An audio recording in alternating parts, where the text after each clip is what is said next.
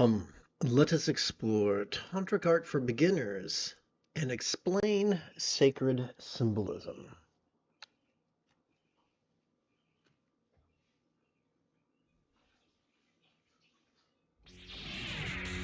Whoops, wrong button.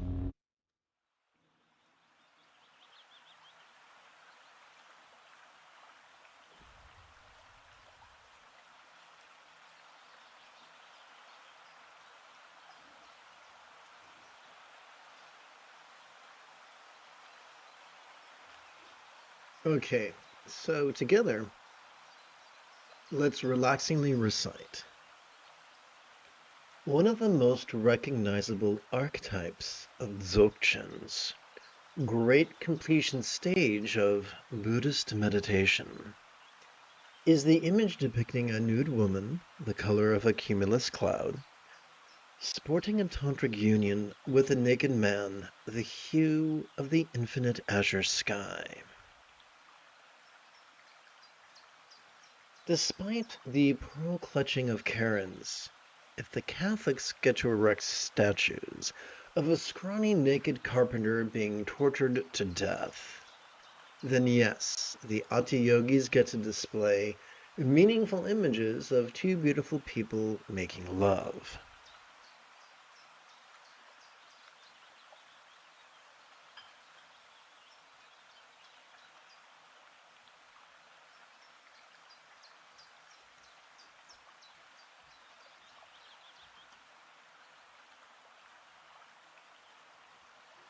This image could be translated as the all-good ones sporting in tantric union.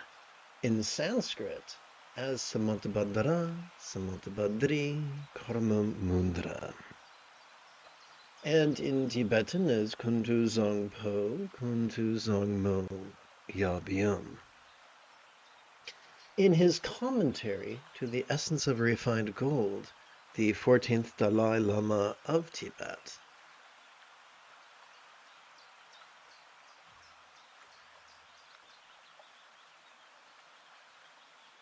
insisted that each Lama is his own sect. Bearing this in mind, let's explore an explanation of the iconography of this famous or infamous archetype. In this day and in this country, one could take literacy for granted. But in days of yore, it was the exception, not the rule. Thus, it could come as little surprise that many teachers relied on symbols and archetypes to serve as mnemonic devices with which to remind folks of the teachings. Fortunately, most complex life forms on this planet have evolved to think symbolically, which made such a teaching strategy quite effective for humans. The nudity of the couple reminds us that for mindfulness to be truly beneficial as we inhale, it must be vulnerable, as well as passive, visceral, random, and fleeting. The translucence of Samantabhadra and Samantabhadri depicted in the finer paintings remind us that for meditation to be truly beneficial as we exhale, we must physically relax that we may mentally release.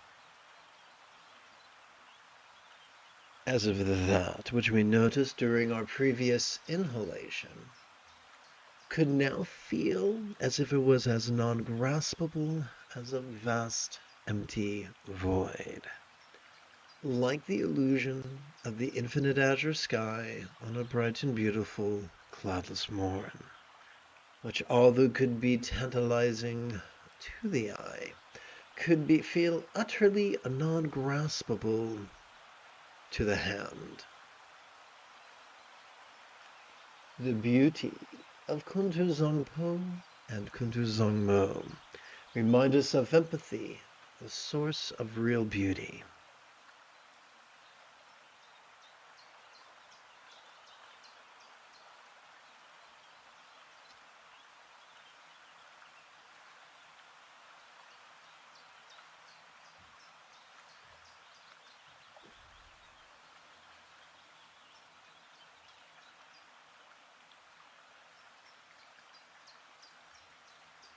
That is the effortless byproduct of passively noticing and releasing, relaxing. Let's try this again. That is the effortless byproduct of passively noticing and releasing relaxation, in harmony with our respective inhalations and exhalations. The abandon with which the cloud-colored woman appears to sport in Tantric union reminds us of the spontaneity that is tempered by a centeredness, which in turn is symbolized by the stability with which her sky-colored tantric partner, or Vajra throne, sits, reminding us that the more we authentically practice mindfulness and meditation, the more our choices, utterances, and deeds could flow with the right or effortless effort of love's centered spontaneity. Let us not make the mistake of Yang's religious patriarchy, of deifying, worshipping, and supplicating a mere archetype. Instead, let us traverse Yin's path of spiritual matriarchy, allowing our practice to be inspired by the meaning of this iconography. That we could be the peaceful and loving people our dogs already think we are. This is why the Buddha taught mindfulness and meditation.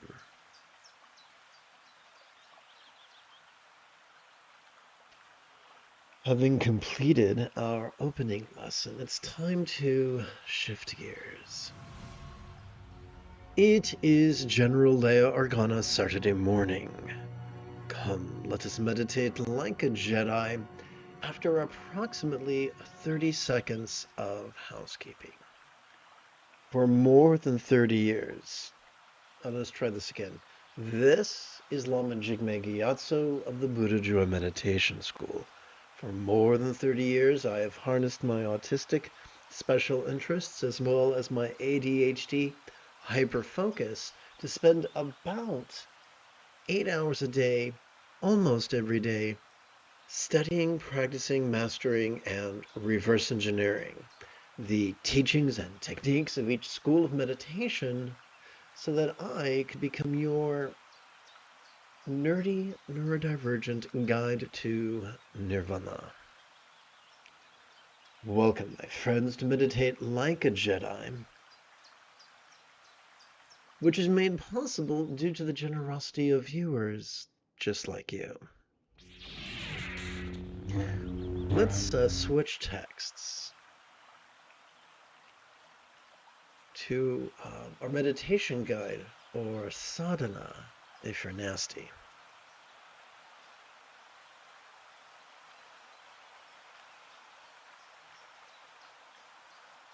Together, let us relaxingly recite. Whatever comes, may all beings notice, relax, and flow. Whatever stays, may all beings notice, relax, and flow. Whatever goes, may all beings notice, relax, and flow.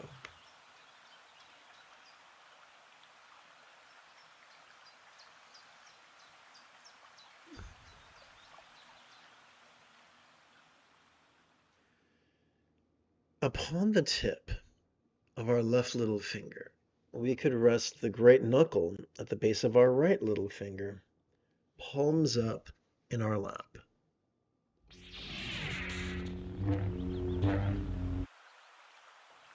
Doing so could gently invite our real or imagined subtle energies to automatically coalesce at the bladder region of our lower abdomen.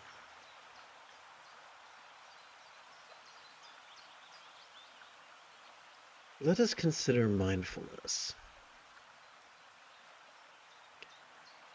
Every time we inhale, whether we know it or not, Our sympathetic nervous system, ensconced within the middle third of our spinal cord, has evolved to support our noticing, helping us to practice it vulnerably, passively, viscerally, randomly, and fleetingly, which is the opposite of concentration. Now let us consider meditation.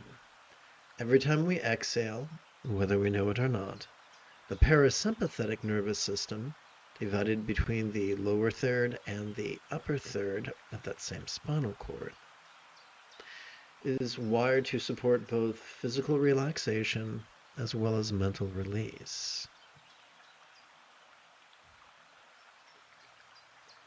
Therefore, during each inhalation, let us silently and mentally recite noticing, and during each exhalation, let us silently and mentally recite relaxing.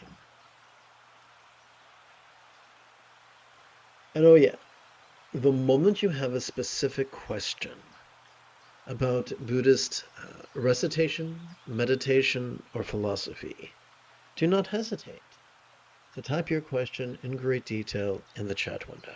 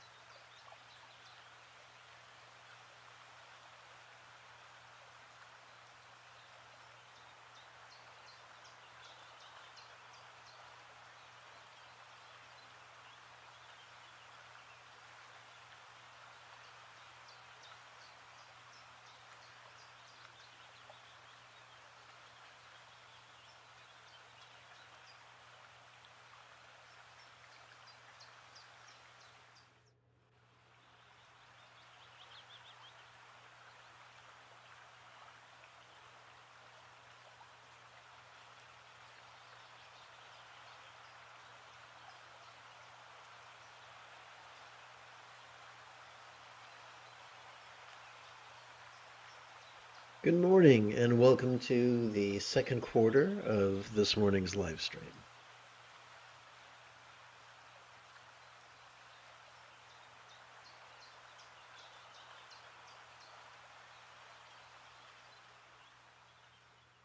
Together let us recite an excerpt, relaxingly recite an excerpt from the vast expanse of the diamond-like mind, composed 14 centuries ago by Prahe Vajra, translated from the Tibetan by Chogyal Namkhai Norbu, translated from the Italian by Adriano Clemente, adapted and amplified by yours truly.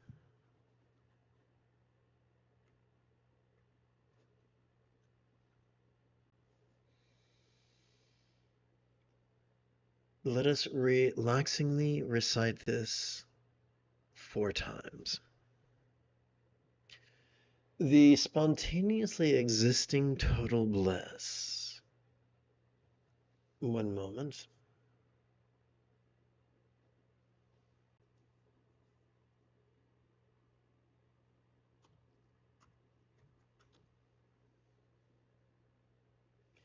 The spontaneously existing complete bliss arises from one's recognition.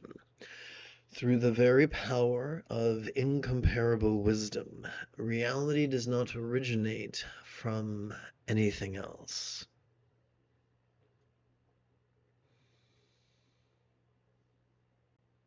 We're all hedonistic. We evolved to be hedonistic. It's part of our survival protocol. We find pain. We find that which can kill us to be painful and that which can promote procreation to be pleasurable. It's very simple. And so it's not a surprise that when people turn to the spiritual path, they're still looking for bliss. Bearing this in mind, the author of this text goes on to say, the bliss you're looking for, the abundant bliss you're looking for, the bliss on tap you're looking for, comes from recognition.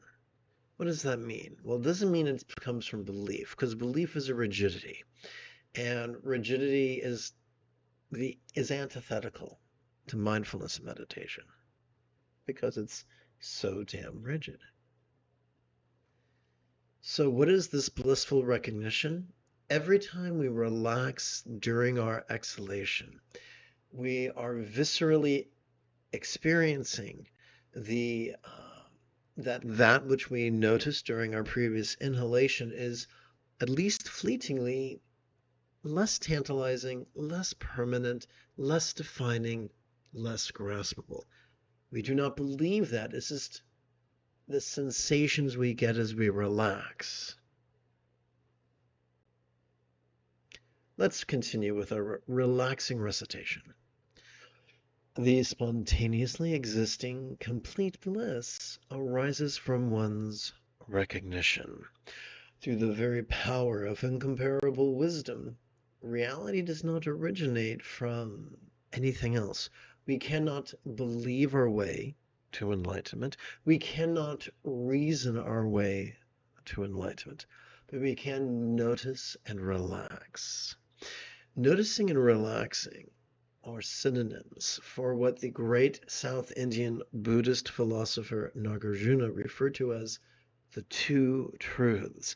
Just as a bird cannot take to the sky with but only one wing, similarly, we need both noticing and relaxing to fully master the Buddha's Eightfold Path in as little as 7 days. Let's continue. The spontaneously existing complete bliss arises from one's recognition. Through the very power of incomparable wisdom, reality does not originate from anything else. The spontaneously existing complete bliss arises from one's recognition. Through the very power of incomparable wisdom, reality does not originate from anything else. So During our inhalation, we are wired to notice dualities. Hot and cold, in and out, up and down, black and white, boy and girl, whole 9 yards. As we relax into our exhalation, we cannot help but let go of such distinctions, if only temporarily. So even if what we notice is unpleasant, a painful memory, a scary fantasy, once we exhale and relax, even something shitty turns into something amazing. That is the ultimate philosopher's stone.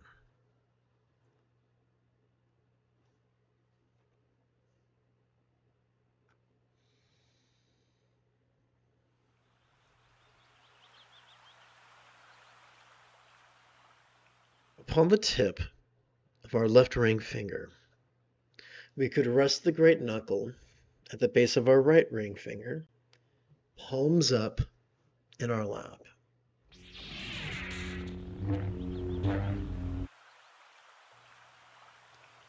Doing so could gently invite our real or imagined subtle energies to automatically coalesce at the navel region of our mid-abdomen.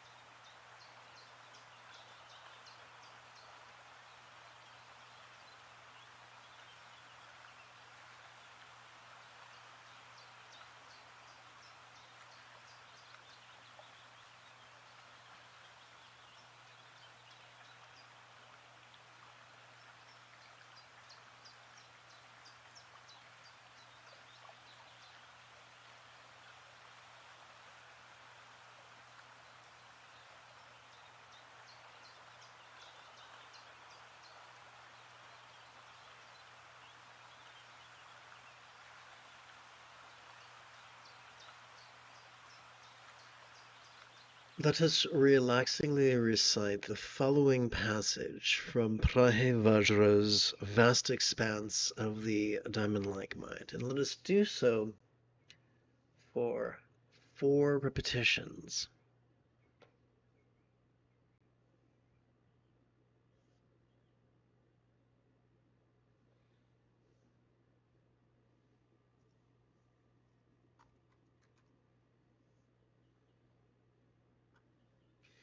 It is both easy and difficult. It only seems difficult because it is easy. It does not manifest directly, but is all-pervading. Not even the archetype Vajra, diamond-like strength, of a sattva mind well-trained can point it out with a label saying, "This is it."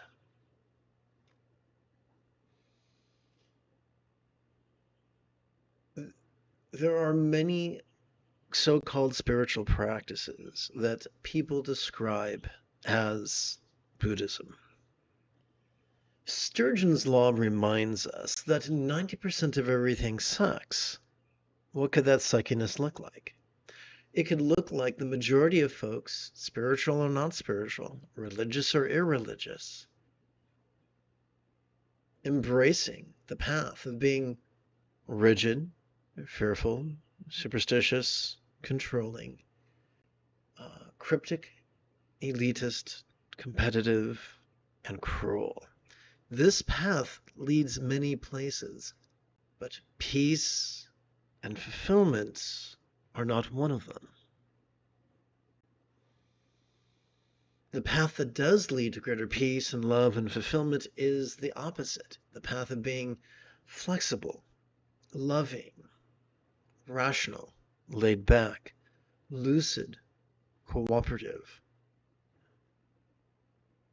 egalitarian, and kind. It is this second path that can recognize the value of occasionally concentrating and occasionally contemplating, but does not over-rely upon them. It is the second group that can temporarily put concentration, contemplation on the shelf and spend the majority of their time in mindfulness and meditation and reliance upon the sympathetic and parasympathetic nervous systems to notice vulnerably, passively, viscerally, and randomly as we breathe in, and to physically relax and thus mentally release as we breathe out, effortlessly, simply by cooperating with our autonomic nervous system. In the opening lesson today, we talked about a very popular archetype, and there are many archetypes. One archetype is Vajrasattva, whose name could translate into the diamond-like strength of a mind well-trained in awareness and release. But those who were rigid and fearful and controlling are too rigid to comfortably, viscerally grok the idea of figures of speech. And so in their literal mindedness, they look at an archetype as if it was a real entity, a celestial parent that could sprinkle them with blessings. And so they might worship this, erroneously, foolishly worship an imaginary construct. And so the author is saying, even if that construct was real, even if that construct was all-knowing and all-loving and all-powerful, not even that fictitious construct could say, this is it. Because as we breathe in, we notice things vulnerably, passively, viscerally, randomly, and fleetingly. Things are always changing. The only question is how slow. Sometimes glacially slow, sometimes mind-numbingly fast. But change is a constant. Ask a physicist, ask a biologist, ask a political scientist. They will tell you. These things are undeniable. They are readily observed. We cannot think our way or believe our way to nirvana, but we can notice and relax, and thus master nirvana in as little as 7 days. Let's continue with the word not. Not even the archetype of Vajra diamond-like strength of a sattva mind well trained can point it out with a label saying, this is it. It is both easy and difficult. It only seems difficult because it is easy. It does not manifest directly, but is all-pervading. There is a great big ugly myth of elitism that says there are special teachers and special companions and special places and special lessons. And if you don't receive them, you're screwed, but not in the fun, tingly way. But that's just a lie of elitism. It's a lie of patriarchy. The fact is, anybody can do this. Any human with who is alive can practice mindfulness and meditation. Most any human with a reasonably functional anterior singular giant can practice empathy. It's already built into us. Unless there's some sort of a catastrophic brain trauma or one is born with a condition that used to be described as psychopathy. So this is why one of the nicknames for enlightenment, popular both in Tibet and China, and then eventually Japan, is the phrase, nothing special. So those who are elitists try to make it seem really, really special and very difficult, and like it's some great Tolkien quest. And it's kind of like, I'm really not a Lord of the Rings enthusiast, but there's a great line from Fellowship of the Ring where just before Gandalf appears to perish, he screams, "Fly, you fools." In other words, it's very dramatic to walk to Mordor, but you could fly in a magic eagle there in a day. Similarly, we don't need a dramatic, arduous, difficult path. We can do it in as little as a week. Let's continue. It is both easy and difficult. It only seems difficult because it is easy. It does not manifest directly, but is all-pervading. Not even the archetype, Vajra diamond-like strength of a sattva mind well trained, can point it out with a label saying, this is it. No one can do it for you. No matter how many times you worship someone you think is a great teacher, no matter how many offerings you make or prayers you make or bows you make, there's no substitute for sitting on your tushy and noticing and releasing in harmony with your inhalation and exhalation for as little as 5 minutes once every 12 hours or so. Let's continue. It is both easy and difficult. It only seems difficult because it is easy. It does not manifest directly, but is all-pervading. Not even the archetype Vajra diamond-like strength of a sattva mind well trained can point it out with a label saying, this is it. I remember, wasn't there a song in the 80s where the chorus was, this is it? Was it Michael McDonald who sang that? Sure, he's a lovely human. Never cared for his groove, but that chorus haunts me. Although Yelmo B there was referenced in 40-Year-Old Virgin. If you ever get a chance, that's a fun movie.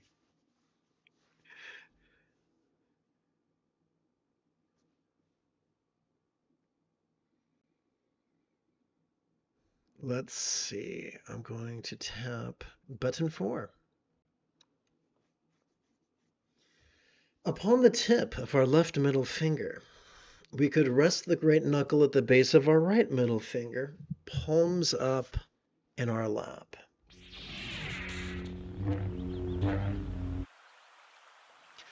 Doing so could gently invite our real or imagined subtle energies to automatically coalesce at the heart region of our chest.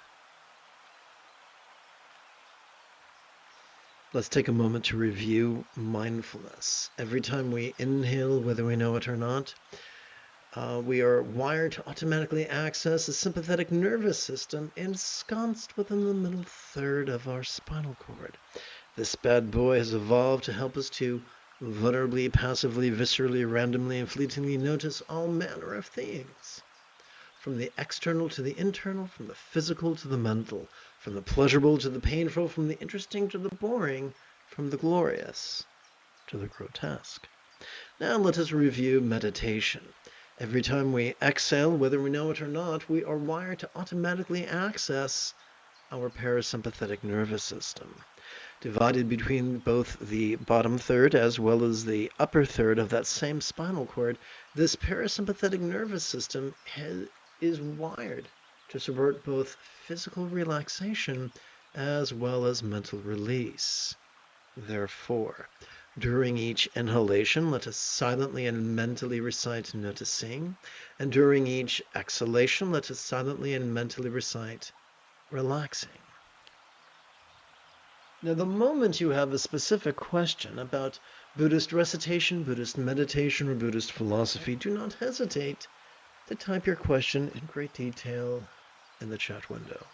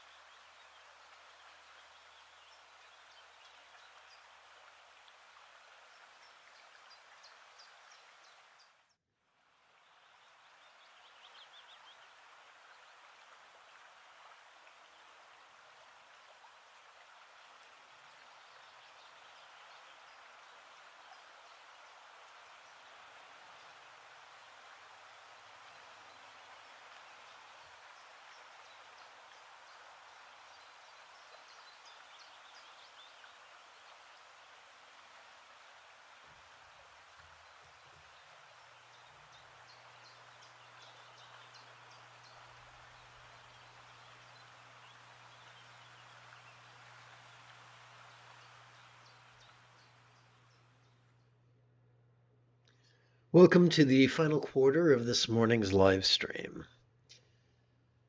Let us relaxingly recite this passage 4 times together. This amazing manifestation of marvelous energy is beyond the myth of punitive karma and equal to vast space. From the ignorance that does not conceptualize anything, it immediately arises within oneself.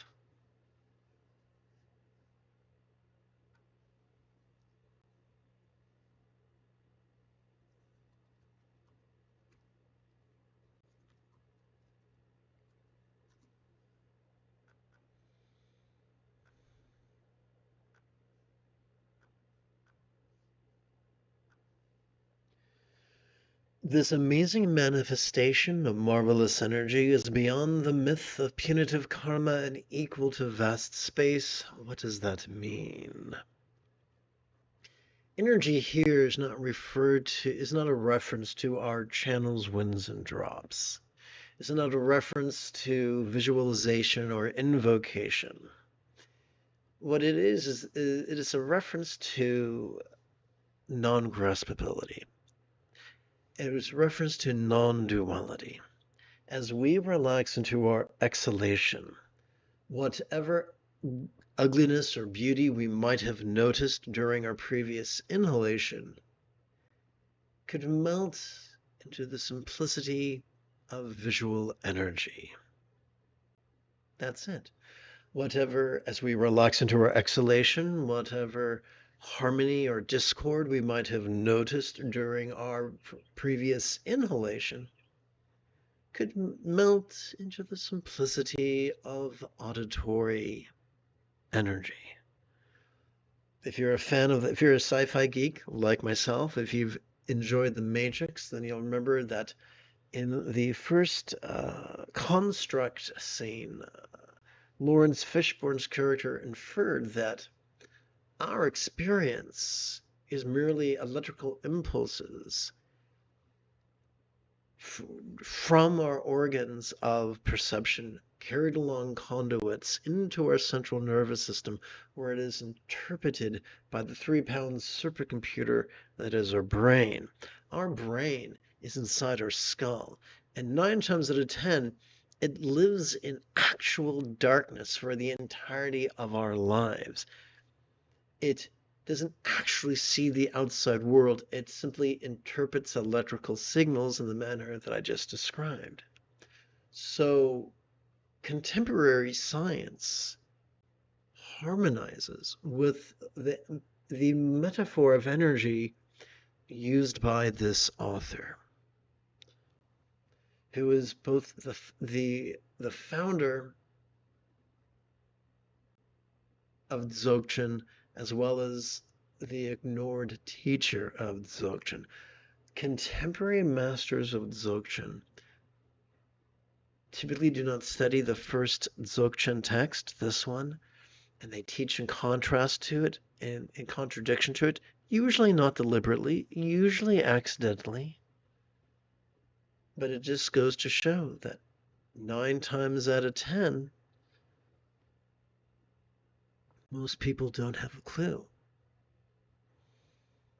I spent the majority of my spiritual path not being exposed to this text. This text cleared up so many popular lies that I had been taught. I'm so grateful that you have the opportunity to play with this text. This amazing manifestation of marvelous energy is beyond the myth of punitive karma and equal to vast space. From the ignorance that does not actively conceptualize anything, it immediately arises within oneself. So sometimes we do things deliberately, sometimes we do things accidentally. Sometimes we do things that are beneficial, sometimes we do things that are harmful. Sometimes we do things that are kind, sometimes we do things that are cruel. When I was a little boy, back in the early 70s, there was a song called Everybody Plays the Fool. And that's been my experience. But this is not an elitist practice. Any fool can practice this. In fact, talk about fool, we don't have to believe, we don't have to get a PhD, and we don't have to have a doctor of divinity. If we just notice and relax in harmony with our inhalation, exhalation, enlightenment becomes an inevitability in as little as 7 days. Together. This amazing manifestation of marvelous energy is beyond the myth of punitive karma and equal to vast space. As we relax into our exhalation, whatever we noticed during our previous inhalation could feel as if it was as non-graspable as vast open space. Together. From the ignorance that it does not actively conceptualize anything, it immediately arises within oneself. So, like most ancient texts, this is highly allegoric, highly figurative. So we're not talking about the suppression of thought. Whatever thoughts occur to us, we notice and release in harmony with our breathing. What we're being taught here is that there is no need to squander decades of our life in mental gymnastics. Final repetition. This amazing manifestation of marvelous energy is beyond the myth of punitive karma and equal to vast space. From the ignorance that does not actively conceptualize anything, it immediately arises within oneself.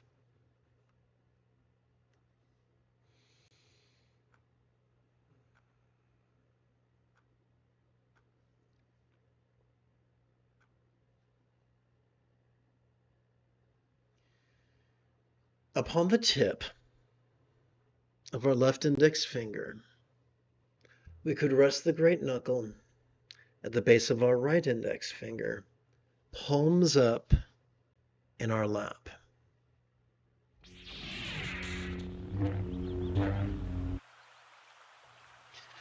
Doing so, we could gently invite our real or imagined subtle energy to automatically coalesce at the crown region of our head.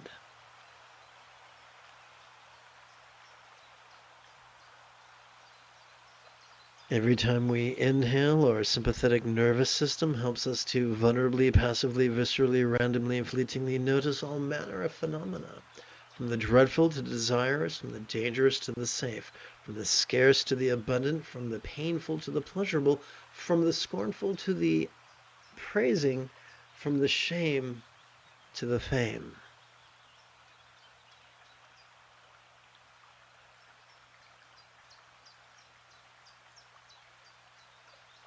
Every time we exhale, our parasympathetic nervous system helps us to physically relax and mentally release. Therefore, during each inhalation, let us silently and mentally recite noticing. And during each exhalation, may we silently and mentally recite relaxing.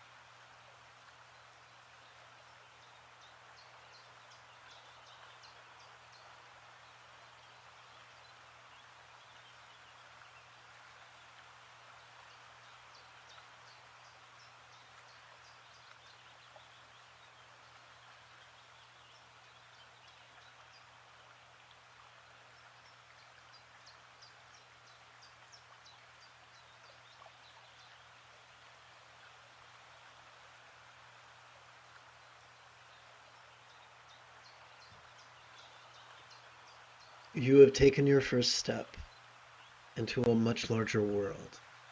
If you feel that I have earned it, you could give this live stream a thumbs up. You could even help support this channel. In approximately 9 hours, I would very much like to return to today's evening meditation class and group practice. And if you are as geeky as me, may the Force be with you always.